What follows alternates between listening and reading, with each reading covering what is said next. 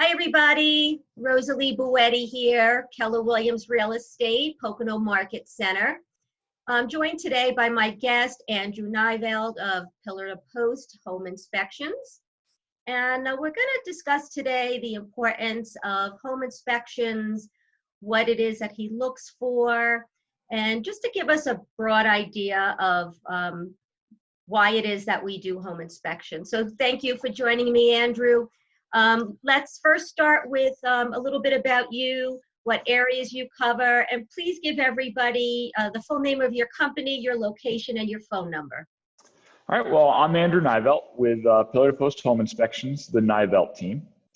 We are located in the greater Bangor area and just in a little borough called Roseto.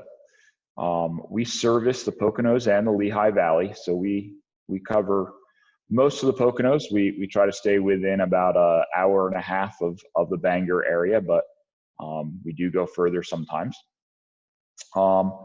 And I've been in business in inspecting for 8 years. We're a full service company. We do just about everything that is needed for home inspections. So thank you for having me today, Rosalie. Yeah, no problem. And can you just give your phone number real quick? Oh, yep. The phone number is 570-213-7850. Wonderful. Okay, thank you. All right, so let's start. Just why is it important to have a home inspection? Well, it makes me money. But seriously, a home inspection is important because being conducted in the process of a home sale to give the buyer a good overview of what the condition of the home is. Most buyers only spend 15-20 minutes per visit in the home, and they fall in love with the place, but they're not taking a critical look at the systems, structural and mechanical systems of the house that are important. And having an inspection to give you that background of what's happening with the home, the age of say the roofing system or the heating system, so you can be budgeting for future repairs or replacements, and any immediate repairs that need to be taken care of that would be included in that. So having that overview, knowing what's happening with the property, is of value to everybody. Making sure that they are aware of that. Okay, so basically a buyer will come into a home, the location, the size of the home, the style will all meet their specifications. And then you come in and you make sure that the house is structurally sound, that the main functions of the home are working properly. You mentioned the roof. What about like plumbing, electric? Yeah, those are the mechanical systems of the home. So the heating, the plumbing, the electrical systems are all included in the inspection. We're going to check to make sure that there's good water flow in the house. We're going to be checking for leaks of pipes and drains. Make sure that drains are draining the way they're supposed to be inside the house.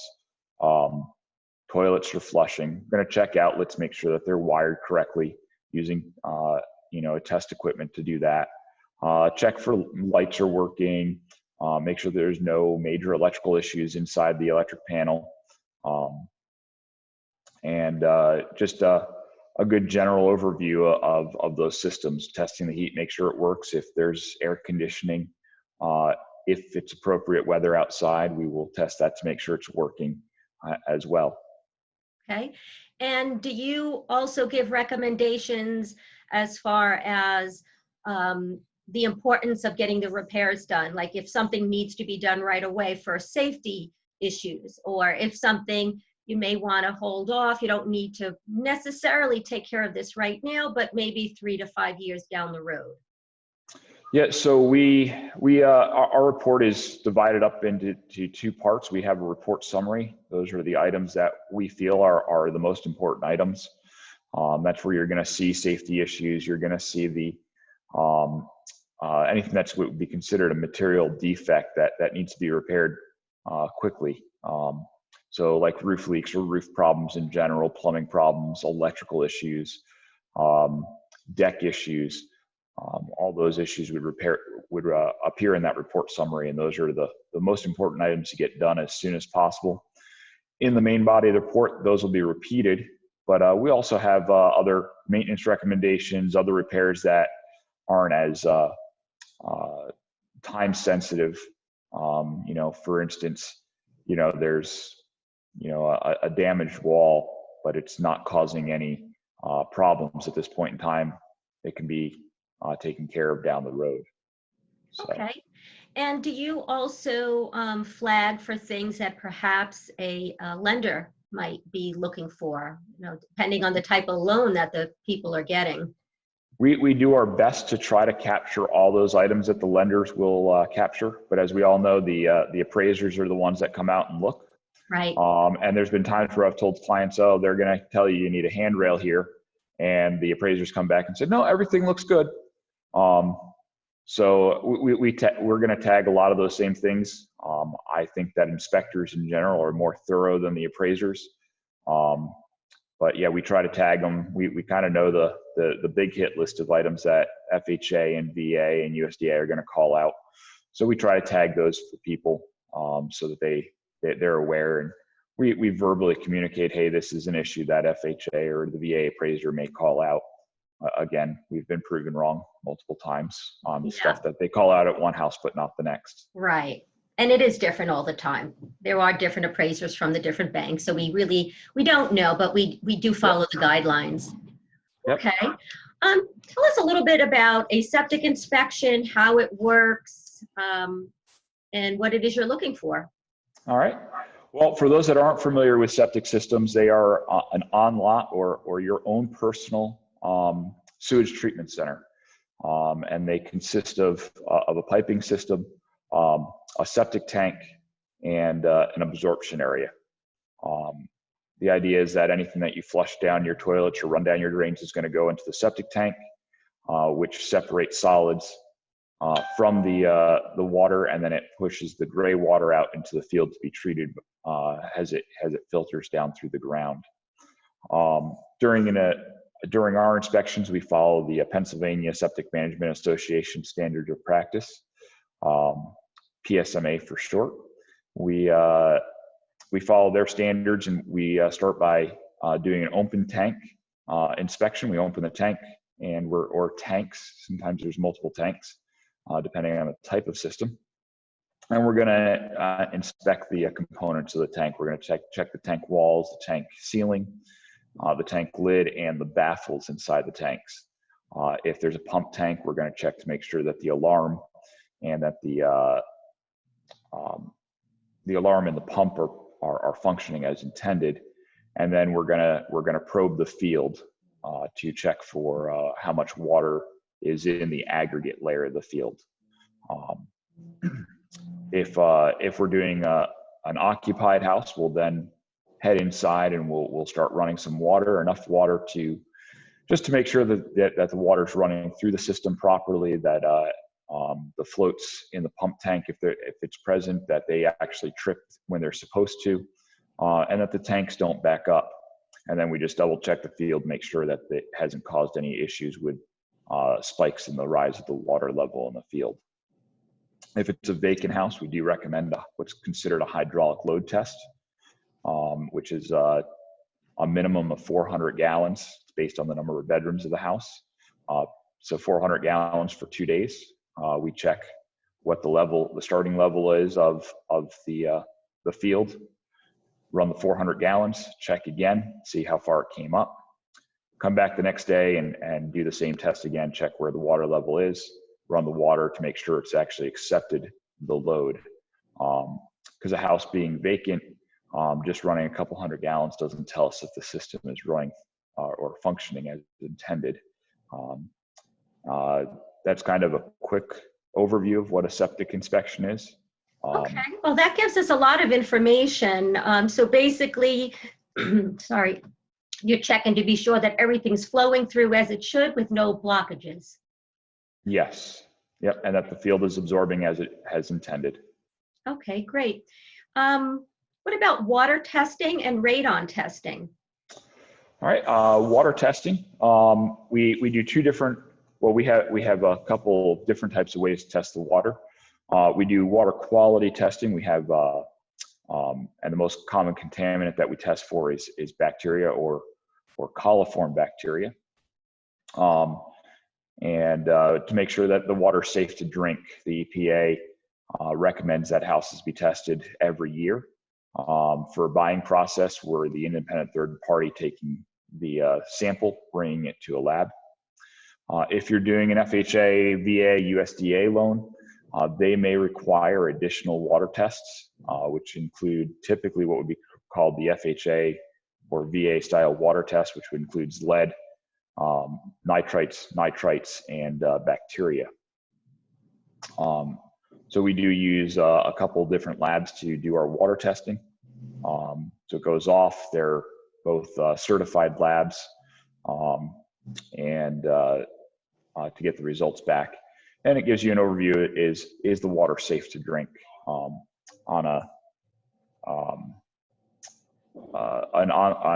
your own private well? The water's not treated like it is in a city, so knowing that it's safe to drink is important. And then the other important part about well testing is what the quantity or flow rate of the well is. You know, that they are an electric pump with other electric components that can fail at any time. And so we do recommend that you do a flow test of the water, which is a 30 to 60-minute test to check what the gallons per minute is, what the pressure is, and if there's any decrease in pressure or gallons per minute during that test. It is not the end-all be-all test, but it gives you an overview if the well is functioning the way it's supposed to. Okay. And if there's if you flag anything, whether in the septic or the well, repairs can be made to that. Yes. So most of the time, going back to septics, most of the repairs that we find are pretty minor repairs, like damaged baffles or pumps or alarms not functioning or some broken pipes up in the field. Those are all very easy to fix. We don't run into totally unsatisfactory issues that require rebuild of the entire system very often. As far as water, bacteria is actually quite common. Many times just flushing the system will flush the bacteria out if it's a contaminant that was a one-time occurrence. Most of the time, however, it does require shocking the well, which is adding a chlorine mixture directly to the well and running up through the pipes, because your biggest source of contamination is actually your faucets in your house from cooking and touching the faucets and stuff. And so the bacteria grows back through the system because it doesn't have anything to kill it off. As far as the other contaminants, those can be usually easily treatable by filtration and other treatment systems that can be installed, like water softeners and stuff. So. And you make recommendations on that if necessary? If necessary, yes. Okay. And I know that Pennsylvania is considered a radon state. So what is the purpose for a radon test? Does everybody need one? And if someone lives in a home with radon and it goes undetected, any side effects? Yep. So radon is a naturally occurring radioactive gas, which is claimed to be the second leading cause of lung cancer next to smoking. It is just a natural gas that is odorless, tasteless, it's invisible, and it's looking for the easiest way out of the ground. It could be, if it gets into your house, it builds up in high quantities that become dangerous. Every house should be tested, whether it has a basement, crawl space, or is a slab on grade home. All houses have some level of radon in them. Obviously we want to have the lowest level in your house. The average indoor level is 1.5 picocuries per liter. Picocuries is the way that they measure. And the EPA action level says that any house over 4 picocuries per liter should be remediated. If you have a short-term exposure to it, it's mostly not going to cause you health issues. It's the long-term exposure to it, living in it day in, day out for weeks or months at a time is when there's possibility of health effects. Testing is very easy. As a home inspector, I'm certified by the state to do radon testing. We use electronic monitors that take an hourly sample, and we have our results. As soon as we pick up the monitors, we can read them and give you a result. We are obviously a little bit more expensive than going to Home Depot and buying a little test kit, but our home inspectors typically have more expensive equipment that tends to be more accurate, less risk of contamination of the samples, so it's more accurate. But the houses should be tested every 2 years, whether you use a professional or you do it yourself, because even if it has a radon mitigation system installed, those systems can not be adequately sized if there's a change in the amount of gas coming out of the ground into your house, or it's being an electrical component. It could fail over time. Okay. I did hear that it comes in just as easily as it goes out, as long as there's some sort of airflow as far as windows, doors, you come in and go out of a house. How accurate is that? It is semi-accurate. I mean, if you think about it, we test with closed house conditions because we're doing a short-term test, which is the way most people are going to live in the winter. Normal opening and closing of doors is not going to affect the overall level. But if you can leave your windows open, like in the summer, you're going to have your windows open, and it's going to vent the radon out of your house pretty quickly. The problem is people aren't going to live with their windows open in the middle of winter, especially here in the Poconos. That's right. Okay. All right. And why is it important to have a pre-home inspection for sellers out there now? You know, basically we're on hold, we're all being safe, we're all working from our home offices, but we will eventually go back to work, and sellers do want to sell and buyers do want to buy. So some of the things that I'm thinking a seller can do besides get their house ready is to have a pre-inspection. So maybe you can touch on that. Yeah, absolutely. So we are big fans of the pre-listing inspection for multiple reasons. One, it's just like a buyer's inspection. We're going to go through your house like we are for a buyer, and we're going to find all those issues, and we're going to report on it. And you'll get a report, and which you can use, and your real estate agent can use to, one, help market your house. As an agent, you know that if you know that there's a problem, you can create a marketing plan around that problem. As we've seen car salesmen get quite crafty with their sales things. Not saying real estate agents are that way, but we know that if there's a known issue, it can be marketed around. Or repair. Or you could repair it. But if there might be something that your client just doesn't have money to repair. Let's say, for instance, it needs a new roof. We're selling it knowing it needs a new roof. So when they come in with their offer, don't lowball us, because we're already making you aware it needs a new roof. So it's priced, so in that case, it'll be priced to sell.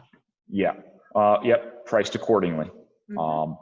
But also, if you take the opportunity, hey, we got the inspection done, these items were identified as issues that needed to be corrected, and we've corrected these issues. Now the house is more valuable because there's less problems with it. You won't have the headaches when it comes to the buyers coming and doing their inspection, because those issues will already have been taken care of. And hopefully any issues that come up during the buyer's inspection, if they choose to do one at that point in time, are already captured in a report, and you already know about them, and you've already disclosed them to them. And it makes the negotiation process cleaner and smoother for everyone involved. And then, you know, it also gives you the opportunity to understand what's going on with your house, so you don't have surprises when someone comes in and says, well, this is a problem. You can take your anger out on the pre-listing inspector.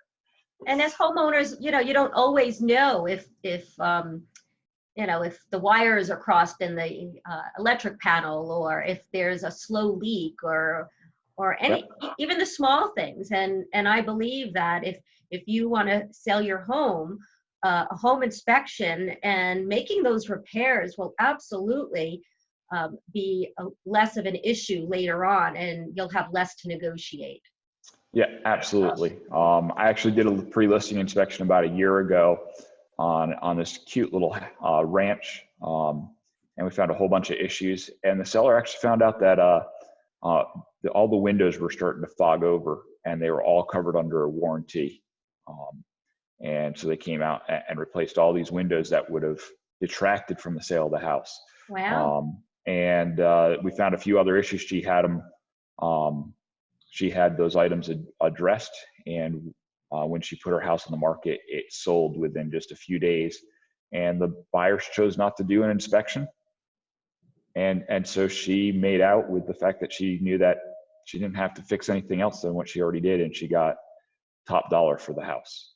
Perfect. So. Perfect. Yeah. I understand that you do a 360 tour. Can you tell us a little bit about that?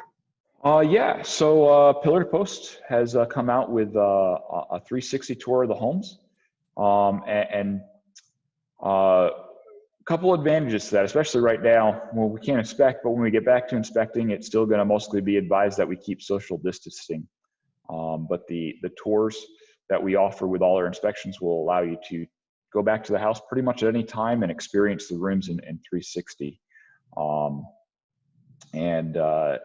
So we capture a picture of every room of the house.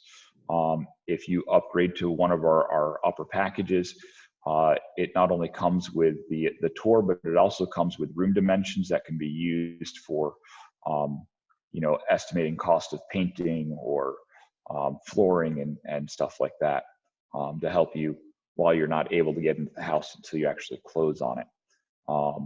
It also will have, in the virtual tour, we have a list of our report items that we found. So you can click on the report item. Let's say we said, hey, there's a ungrounded outlet in the master bedroom. It's actually going to bring you to that master bedroom, and you can look around and see where things are and where that outlet might be, or if there's another problem of those type of things.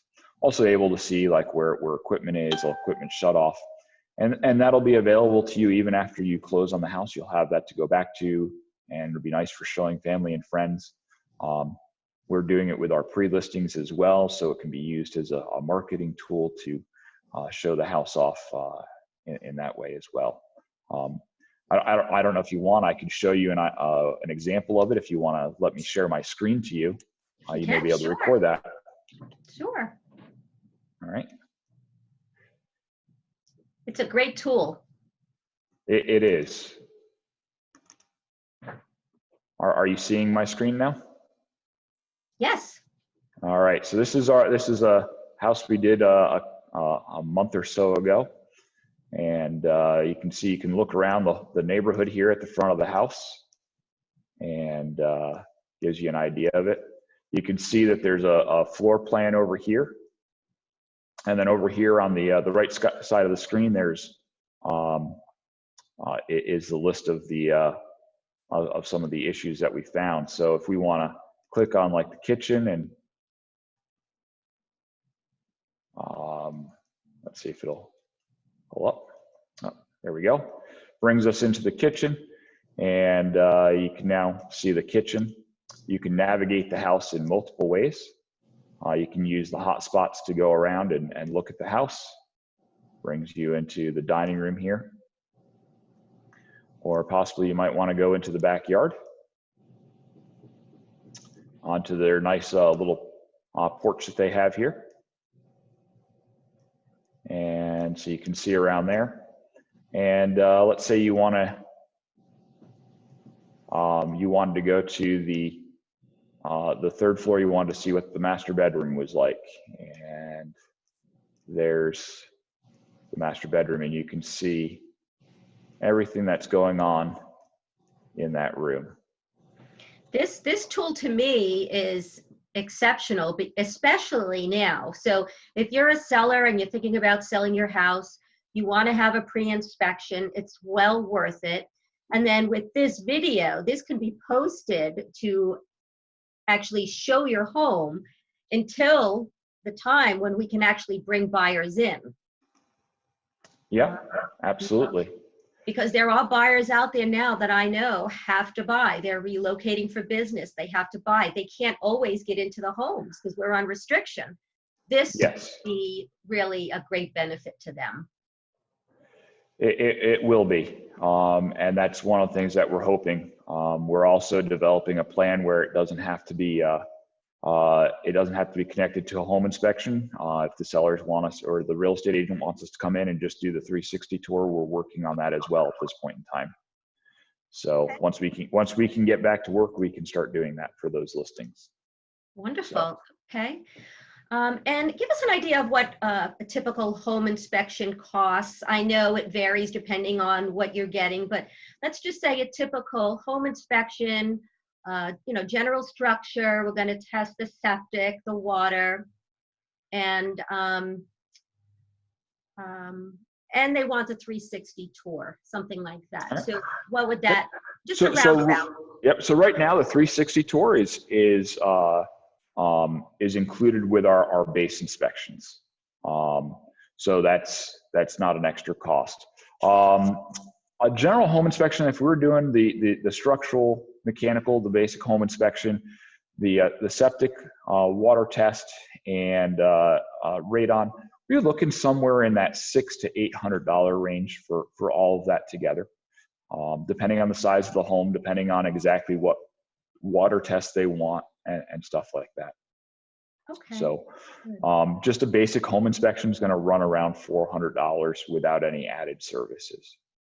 And that covers just structure? Structure and mechanical systems inside the home. Yeah. Okay, not septic or well. Not septic or well. Okay. Well, Andrew, thank you so much for joining me today. This has been wonderful, such great information. Who's watching today, please do reach out to Andrew. Give me a call if you're thinking about selling. The three of us can work together and help everybody. Right now the most important thing is to just get ready. So. Yep. Well, thank you for having me. I greatly appreciate it. Thanks, Andrew. All right. Bye now.